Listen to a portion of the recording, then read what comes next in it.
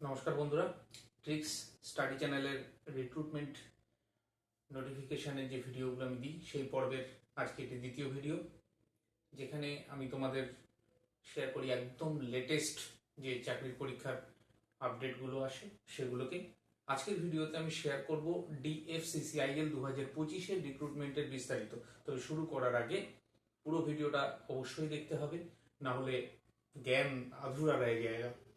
And like comment share করতে হবে, दोस्तों को भी बताना पड़ेगा না। আর সেই সঙ্গে সঙ্গে সাবস্ক্রাইব করে বেল আইকনে প্রেস করে দিতে হবে, যাতে এরকম যদি কোনো তথ্য আমি যখনই শেয়ার করব তাতে সবার আগে যাতে তোমরা দেখতে পেয়ে যাও। তো এবার শুরু করে নিচ্ছি আমি আজকের ভিডিও। DFCCIL যেটার কথা বললাম সেটা হচ্ছে dedicated freight corridor corporation of India limited. এটা ভারত সরকারের একটা সংস্থা, মানে সেন্ট্রাল গভর্নমেন্টের চাকরি বস। আর সেই সঙ্গে সঙ্গে এটা মিনিস্ট্রি অফ রেলওয়েজ এর আন্ডারে পড়ে। এখানে রিক্রুটমেন্টের যে নোটিফিকেশনের ভিডিও ডিটেলস দিচ্ছি, সেখানে MTS নামক পদটা, এটা 464 খানা রয়েছে, এক্সিকিউটিভ রয়েছে 175 খানা, আর জুনিয়র ম্যানেজার রয়েছে 3 খানা পোস্ট। আমি জুনিয়র ম্যানেজারের দিকে ডিটেলসে যাব না, আমি বাকি যে দুটো পোস্ট আছে এক্সিকিউটিভ আর MTS এই দুটোর উপর ফোকাস করব।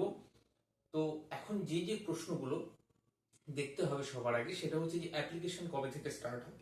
অ্যাপ্লিকেশন শুরু হবে 18/1/2025 বা 18 জানুয়ারি থেকে, দ্যাট ইজ আজকে থেকে। আর শেষ কবে? শেষ হচ্ছে 16 ফেব্রুয়ারি 2025-এ। তো অ্যাপ্লিকেশন তো তোমরা 16 ফেব্রুয়ারির মধ্যে করেই দেবে। করেই দেওয়ার তারপরে অ্যাপ্লিকেশনটা তারা গ্রান্ট করছে কিনা সেটা দেখতে পাবে কবে, অর্থাৎ রিভিউ উইন্ডো। রিভিউ উইন্ডো খোলা হবে 23 ফেব্রুয়ারি থেকে 27 ফেব্রুয়ারি পর্যন্ত। এই টাইম পিরিয়ডের মধ্যে পরীক্ষার সম্পর্কে একটু বিস্তারিত বলে দিই। সেটা হচ্ছে এখানকার যে পরীক্ষাগুলো MTS এবং এক্সিকিউটিভ পদের যে হবে, এটা কিন্তু কম্পিউটার বেসড টেস্ট হবে। অর্থাৎ কম্পিউটারে যেরকম তোমরা CBSE, HSL, এখন রেলওয়ে, SSC যে সমস্ত পরীক্ষাগুলো দাও সেরকম পর্যায়েই হবে। আর এখানে 3টে স্টেজ থাকবে MTS পরীক্ষার জন্য। বেসিক্যালি এটা হচ্ছে বাকি পরীক্ষাগুলোর জন্য 3টে স্টেজ থাকবে। এরপরে document verification and final panel, সেই দুটো আমি ইনক্লুড করছি না। সবার প্রথমে যে জিনিসটা থাকবে সেটা হচ্ছে CBT 1, মানে কম্পিউটার বেসড টেস্ট 1। এটা এপ্রিল মাস নাগাদ হবে, এটা নোটিফিকেশন আমাদের অলরেডি ডিটেল বলে দিয়েছে। CBT 2 যে পরীক্ষাটা সেটা আগস্ট মাসে হবে। আর সেই সঙ্গে সঙ্গে ফিজিক্যাল এফিসিয়েন্সি টেস্ট, এটা MTS এর জন্য দরকার। রেলের গ্রুপ ডিটাকেই আপগ্রেড করে MTS করা হয়েছে, এটা অক্টোবর-নভেম্বর মাস নাগাদ হবে, তবে ডেট সংক্রান্ত কিছু বলেনি। এবার হচ্ছে যোগ্যতা, ন্যূনতম কোন যোগ্যতায় তুমি এই পদগুলোর জন্য অ্যাপ্লাই করতে পারবে। MTS এর জন্য মাধ্যমিক পাস হলেই চলবে। তবে হ্যাঁ, এটুকুনি শেষ নয়, চারিদিকে একটা রব উঠেছিল যেটা, সেটাই এখানে অ্যাপ্লিকেবল হয়েছে। সেটা হচ্ছে যে MTS এর জন্য মাধ্যমিক পাশের সঙ্গে সঙ্গে তোমাকে ITI অথবা অ্যাপ্রেন্টিসশিপ করে থাকতে হবে, এবং সেখানেও ITI বা অ্যাপ্রেন্টিসশিপে ন্যূনতম তোমাকে 60% পর্যন্ত মার্কস পেতে হবে।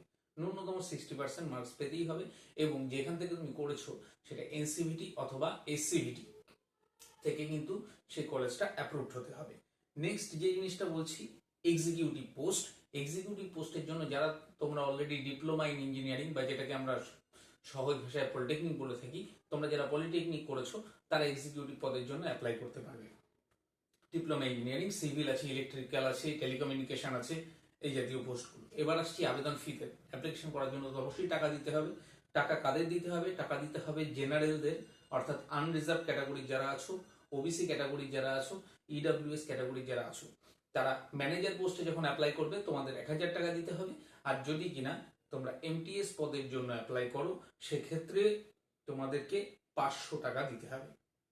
যারা SC ST এবং PWBD, মানে পার্সন উইথ বেঞ্চমার্ক ডিসএবিলিটিস, অর্থাৎ শারীরিকভাবে যারা বিশেষভাবে সক্ষম, সেই সমস্ত ব্যক্তি যারা আছেন তাদের ক্ষেত্রে কিন্তু পরীক্ষার ফিস লাগবে না। SC এবং ST দের ক্ষেত্রেও পরীক্ষার ফিস লাগবে না। এবার আসছি নেক্সট যে পয়েন্ট, সেটা হচ্ছে যে বয়স। আপনার বয়স আছে কি যে পরীক্ষার জন্য অ্যাপ্লাই করতে পারবেন? তো জুনিয়র ম্যানেজার, এক্সিকিউটিভ, এই যে দুটোর পোস্টের কথা বললাম, এটা 18 থেকে 30, অর্থাৎ 18 বছর ন্যূনতম বয়স, এবং আপার এজ মানে ঊর্ধ্ব সীমা হচ্ছে 30 বছর বয়স। এবার যদি আপনি বিশেষ ক্যাটাগরির হয়ে থাকেন, যে SC ST এই জাতীয় ক্যাটাগরির হয়ে থাকেন, তাহলে SC ST হলে বয়সে 5 বছর ছাড় পাওয়া যায়, অর্থাৎ 18 থেকে 30 বছরের পরিবর্তে আপনি 18 থেকে 35 বছর বয়স পর্যন্ত অ্যাপ্লাই করতে পারবেন। আর সেই সঙ্গে সঙ্গে যদি MTS পদে হয় সেক্ষেত্রে সাধারণ ক্যান্ডিডেট বা অসংরক্ষিত ক্যান্ডিডেট, জেনারেল যাদেরকে বলি আমরা, জেনারেল, OBC, আর যারা আছো তাদের ক্ষেত্রে বয়স হয়ে যাবে 18 থেকে 33 বছর বয়স পর্যন্ত অ্যাপ্লাই করতে পারবে। ঠিক সেম ভাবে 5 বছরের রিল্যাক্সেশনও পাওয়া যাবে এসসি এসটিদের ক্ষেত্রে। তারা 33-এর পরিবর্তে 38 বছর বয়স পর্যন্ত অ্যাপ্লাই করতে পারবে। যারা কিনা ওবিসি সার্টিফিকেট হোল্ডার, মানে আদার ব্যাকওয়ার্ড ক্লাসেস, তারা যদি এনসিএল হন, এনসিএল মিনস হচ্ছে নন ক্রিমি লেয়ার। নন ক্রিমি লেয়ারে কারা কারা ওবিসির মধ্যে পড়ে তার একটা বিশেষ তালিকা তোমরা গুগলে সার্চ করলেই পেয়ে যাবে, সেখান থেকে ডিটেলস দেখে নেবে। সেখান থেকে ডিটেলস দেখে নিয়ে তোমরা যদি ওবিসি এনসিএল হও তাহলে তোমরা 3 বছর বয়সে ছাড় পাবে, অর্থাৎ 18 থেকে 33-এর পরিবর্তে 18 থেকে 36 বছর বয়স পর্যন্ত তোমরা অ্যাপ্লাই করতে পারবে। নেক্সট যে পরীক্ষাটা কিভাবে হবে, পরীক্ষার ডিটেলস, পরীক্ষার পদ্ধতিটা। তো প্রথমেই বলেছি যে সিবিটি 1-2 এবং ফিজিক্যাল এফিসিয়েন্সি টেস্ট, এই জিনিসগুলো হবে। তো সিবিটি 1 যেটা, সিবিটি 1 একটা স্ক্রিনিং টেস্ট, এটার নাম্বার কিন্তু ফাইনাল মেরিট লিস্টে অ্যাড হবে না। বারবার কোন মাথায় ঢুকিয়ে নাও, শুধু পাস করে আসতে হবে এখান থেকে, শুধু পাস করে চলে আসতে হবে। সেখানে মার্কস থাকবে সবার জন্য, যারা এক্সিকিউটিভ পদে দেবে, এমটিএস পরীক্ষা দেবে, সবার জন্য এরকমই থাকবে। 100 মার্কের একটা পরীক্ষা হবে এবং 90 মিনিট বা 1.5 ঘন্টা সময় থাকবে। সেখানে ম্যাথ থাকবে 30 মার্কস, জিকে থাকবে 15 মার্কস, জিআই থাকবে 30 মার্কস এবং রেলওয়ে সম্পর্কে যে বিশেষ জ্ঞান এটা থাকবে 10 মার্কস। এই টোটাল হয়ে গেল 100 মার্কের পরীক্ষা, 90 মিনিট সময়। মাথায় ঢুকিয়ে নাও, সাবজেক্ট ম্যাথ, জিকে, জিআই আর রেলওয়ে সম্পর্কে জ্ঞান। এখানে পাস করতে হবে। পাস করলে মোট যতগুলো পদ, মানে আমি এমটিএস এর কথা যদি বলি, আমি 464টা পদের কথা বলেছি, মোট পদের 20 গুণকে পাস করানো হবে। 464 গুণ 20 মানে 9280 জন তোমরা সিবিটি 1-এ বা প্রিলিমিনারি পরীক্ষা বলতে পারো, এটাই পাস করবে।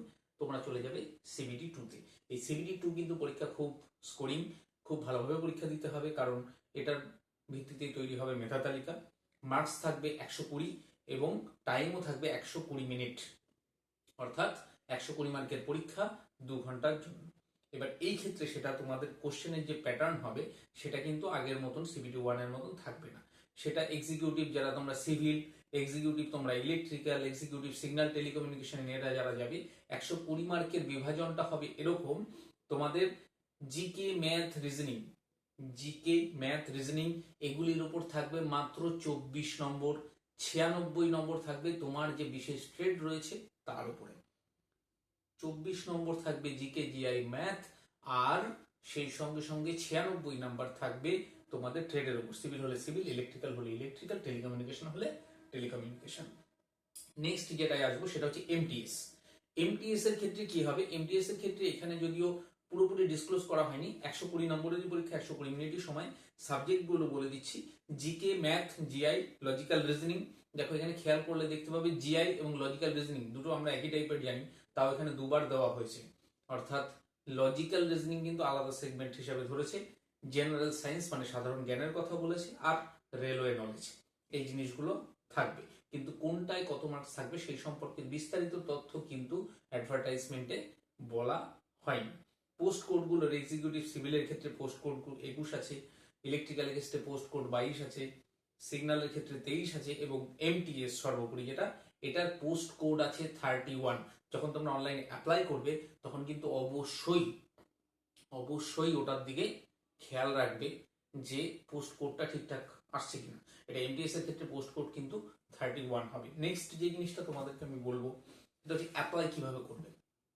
অ্যাপ্লাই করার জন্য সবার প্রথমে আমি আমার ডেসক্রিপশন বক্সে আমি লিংক দিয়ে দেবো, সেটাই ক্লিক করলেই তোমরা সরাসরি ওর সাইটে চলে যেতে পারবে। তা সত্ত্বেও আমি সাইটটি বলে দিচ্ছি, সাইটটি হচ্ছে DFCCIL, DFCCIL.com। তোমরা গুগল দিয়ে এখানে ঢুকে পড়বে, ঢোকার পরেই সবার প্রথমে তোমরা ওদের নিজস্ব সাইট খুলবে। সাইট খোলার পর ওখানে কেরিয়ার অপশানে ক্লিক করবে। কেরিয়ার অপশানে ক্লিক করলে সেই যে পেজটা খুলবে সেখানে তোমরা রেজিস্টার করবে। রেজিস্টারে ক্লিক করলে সেখানে তোমাদের কোন পোস্টের জন্য তোমরা অ্যাপ্লাই করতে চাইছো, তোমাদের নাম, ফোন নাম্বার, ইমেল আইডি, এই জিনিসগুলো চাওয়া হবে, তোমরা সেটা দেবে। দিয়ে জেনারেট ওটিপিতে ক্লিক করবে। জেনারেট ওটিপি হলো, জেনারেট ওটিপির পরে নিচে একটা চেকবক্স থাকবে, সেখানে আই এগ্রি, তুমি টার্মস অ্যান্ড কন্ডিশনস মেনে চলবে, সেই জায়গায় আই এগ্রি করবে। অর্থাৎ তুমি এগ্রি করে দেওয়ার পরে তোমার মোবাইলে ততক্ষণে ওটিপি বা ইমেলে ওটিপি চলে এসছে, তোমরা ওটিপি দিয়ে সেটাকে ভেরিফাই করলে এবং সেখানে একটা ক্যাপচাও থাকবে, সেই ক্যাপচাটাকেও তোমরা সেখান থেকে দিয়ে দেবে। নেক্সট এই কাজটুকুনি করার পরে তোমরা সাবমিট করবে। যেই সাবমিট করবে তোমাদের ফোন এবং ইমেল আইডি যেটা তোমরা সাবমিট করেছো সেটার ক্ষেত্রে কি হবে, একটা লগ ইন আইডি এবং পাসওয়ার্ড তোমাদের কাছে চলে যাবে। সেটা দিয়ে নতুন করে ঢুকতে পারো, আর যদি সাইটে তোমার অলরেডি লগ ইন হয়েই থাকে তো সেখান থেকে তোমরা যেটা করবে সেটা হচ্ছে গো টু অ্যাপ্লিকেশনে ক্লিক করবে। ঠিক আছে, গো টু অ্যাপ্লিকেশনে ক্লিক করলে, গো টু অ্যাপ্লিকেশনে ক্লিক করার পর তোমাদের ফর্মের ডিটেলস ফিল আপ করবে। এবার যেটা মোস্ট ভাইটাল জায়গা আসে, যেটা সবার ক্ষেত্রে, সব ক্যান্ডিডেটের ক্ষেত্রেই সমস্যা হয়, সেটা হচ্ছে যে এখানে তোমাদের ফটো আপলোড করতে হবে, ফটোর সঙ্গে সাইন আপলোড করতে হবে, LTI left thumb impression add করতে হবে, আর সেই সঙ্গে সঙ্গে তোমার এসসি এসটি ওবিসি সার্টিফিকেট থাকলে সেটা আপলোড করতে হবে, ইডব্লিউএস থাকলে সার্টিফিকেট, পড়াশোনার অন্যান্য যে সমস্ত সার্টিফিকেট, তোমার ট্রেড সার্টিফিকেট যারা ডিপ্লোমার ক্ষেত্রে সেগুলি আপলোড করতে হতে পারে। তো সেই জিনিসগুলোর ক্ষেত্রে কি কি জিনিসটাকে ভালো করে মন দিয়ে শুনে নাও। ফটো হতে হবে 200 থেকে 200 গুণ 230 পিক্সেল, 200 ইন্টু 230 পিক্সেল, আর এটা জেপিজি ফরম্যাটে হতে হবে, মানে তোমার ছবি। সবসময়ের জন্য চেষ্টা করবে ব্যাকগ্রাউন্ড হোয়াইট রাখার, রিসেন্ট একদম পাসপোর্ট সাইজের ছবি, 200 ইন্টু 230 পিক্সেল, এবং খেয়াল রাখতে হবে সেটা 50 থেকে 80 কেবির মধ্যে সাইজ ওরা অ্যালাউ করছে, 50 থেকে 80 কেবির মধ্যে ছবিটা হতে হবে। নেক্সট যে জিনিসটা, সাইন ওরা বলে দিচ্ছে 140 ইন্টু 60 পিক্সেল, 160 ইন্টু 60, সরি আমি ভুল বললাম, 140 ইন্টু 60 পিক্সেল এই ছবিটা আপলোড করতে হবে। এটাও ঠিক 50 থেকে 80 কেবির মধ্যে এবং জেপিজিতে। নেক্সট যেটাই আসি, নেক্সট হচ্ছে তোমাকে, হ্যাঁ সাইনের ক্ষেত্রে একটা গুরুত্বপূর্ণ তথ্য এখানে বলে দিই, সাইন নীল কালিতে করা চলবে না, নো, নীল কালিতে করা চলবে না, সাইন তোমাকে কালো কালিতেই আপলোড করতে হবে। ওরা মেনশন করে দিয়েছে black ball point pen only. আর যেটা করতে হবে সেটা লেফট থাম্ব ইমপ্রেশন, এটা তোমরা ব্লু বা ব্ল্যাক দুটো কালিতেই করতে পারো, এটা ওই 50 থেকে 80 কেবির মধ্যে তোমাদের এলটিআই বা লেফট থাম্ব ইমপ্রেশন, বুড়ো আঙুলের ছাপ বা হাতের, সেটা দিতে হবে। এরপর ডকুমেন্টসে আসি, ডকুমেন্টস যেগুলি তোমাদের ওখানে আপলোড করার প্রয়োজন পড়বে সেটা 100 থেকে 1000 কেবির মধ্যে হতে হবে, সেটা হতে হবে 100 থেকে 1000 কেবির মধ্যে। তবে এখানে শুধু জেপিজির সঙ্গে সঙ্গে তোমরা পিডিএফও আপলোড করতে পারো, অর্থাৎ জেপিজি বা পিডিএফ দুটোই আপলোড করতে পারো। করলে এই আপলোড হয়ে যাওয়ার পরে তোমরা কি করবে, প্রিভিউ অপশনে ক্লিক করবে। এবার প্রিভিউ অপশন যখন তোমার অ্যাপ্লিকেশন ফর্মটা খুলে গেল, সেখানে খুব মনোযোগ সহকারে দেখবে যে কোথাও কোনো ভুলভ্রান্তি আছে কিনা। যদি ভুলভ্রান্তি থেকে থাকে তাহলে আবার এডিট অপশনে ক্লিক করে সেটাকে কারেকশন করে নেবে। যদি না থাকে তাহলে তোমরা সাবমিট করে দেবে। যেই সাবমিট করে দেবে তোমরা চলে যাবে একটা পেমেন্ট গেটওয়ে দিয়ে পেমেন্ট পেজে। এইখানে একটা জিনিস বারবার করে বলে দিই, পেমেন্ট করবার সময় কোনো ব্যাক বাটন হিট করা যায় না। মোবাইল দিয়ে করছো, ল্যাপটপ দিয়ে করছো বা কম্পিউটারে করছো, যেভাবেই করো পিসিতে করো, ব্যাক বাটন হিট করবে না, তাহলে কিন্তু সমস্যা হতে পারে। তাহলে যেটা হবে, তোমরা পেমেন্ট করে দিলে, জেনারেলদের ক্ষেত্রে ওই এক্সিকিউটিভের ক্ষেত্রে 1000 টাকা, আর এসসিএসটিদের ক্ষেত্রে 500 টাকা, এই এসসিএসটিদের ক্ষেত্রে পয়সা লাগবে না, ওই এমটিএস এর পদের ক্ষেত্রে 500 টাকা দিয়ে দিলে, দিয়ে তোমরা ফাইনাল সাবমিট করলে, ফাইনাল সাবমিট কমপ্লিশন হলো। এবার তোমরা অ্যাপ্লিকেশন ফর্ম ডাউনলোড করে নিজের কাছে রেখে দেবে। এবার নেক্সট যেটা তোমাদের বলি, যদি সাইট সংক্রান্ত কোনো সমস্যা হয়, সাইট সংক্রান্ত যদি কোনো সমস্যা হয় তাহলে একটা হেল্প ডেস্ক আছে, যেটা থেকে 10টা থেকে 5টা পর্যন্ত তোমরা ফোন করতে পারো। +91, এটা আমাদের ইন্ডিয়ার কান্ট্রি কোড। ফোন নাম্বারটা ভালো করে গুরুত্বপূর্ণ মনে করে রেখে দাও, 9513631887। আরেকবার বলছি আমি, 9513631887। এটা 10টা থেকে 5টা পর্যন্ত DFCCIL এর নাম্বার, হেল্প ডেস্কের। ওদেরকে কমপ্লেন জানাতে পারো যদি তোমাদের কারো হয়তো পেমেন্ট আটকে গেছে, এদিকে পেমেন্ট টাকা কেটে নিয়েছে, ওখানে হয়নি, তুমি কিছু আপলোড করতে অসুবিধা হয়ে যাচ্ছে, করতেই পারছো না, সমস্যা হচ্ছে, বিভিন্ন সমস্যা করতে পারো। আর যদি এই সংক্রান্ত কোনো আরো বিশেষ প্রশ্ন থেকে থাকে এই ফর্ম ফিল আপ সংক্রান্ত, তোমরা অবশ্যই কমেন্ট করবে, আমি অবশ্যই তোমাদের রিপ্লাই দেবো। আর সেই সঙ্গে সঙ্গে লাইক, কমেন্ট, শেয়ার করে অবশ্যই আমার পাশে থাকবে, নাহলে আমার ভিউজ বাড়ছে না ইয়ার। ঠিক আছে, ধন্যবাদ।